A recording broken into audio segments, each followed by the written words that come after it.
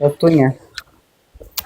እንባ በእንባ እያደረጉብኝ እህቴን በየቦታው እየወሰዱ ጊዜ አፉ በለኝ በማርያም የዛ ቀን እኮ በእናትሽ አጉል እንትን ገጠመኝና አልቻልኩም።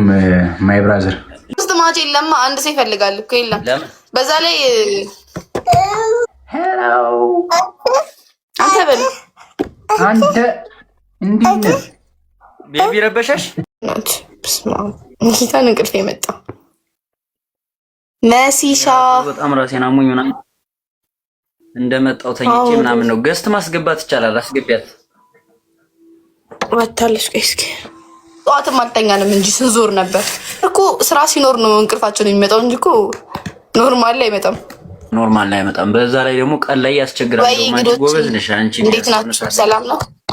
ረብሸኛል በጣም። ቴዲ አይደለም ሌላ ሰው ነው። የቴዲ ፒክቸር ስላለበት ነው። እንግዶቼ ሉሉ ለኔ ነው ታየኝ። እኔ በጣም ወፍሬያለሁ በእኔ እይታ። እንቅልፍ ነው ያወፍራል። እንቅልፍ እኮ በደንብ ስተኛ ነው የምትወፍረው።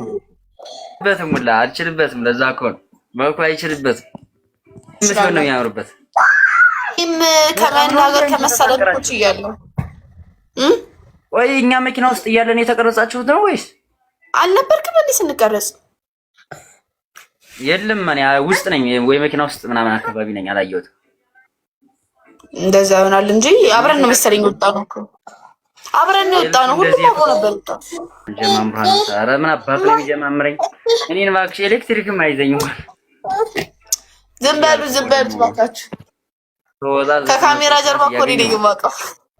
ኤልሹ እንደዚህ የፍቅር ዌልካም ጋይስ። ያስቢያላቅ ሁሌ በያዝከው ነገር አትቀጥልም። አንተም ምርጥ አፍቃሪ ይወጣካል።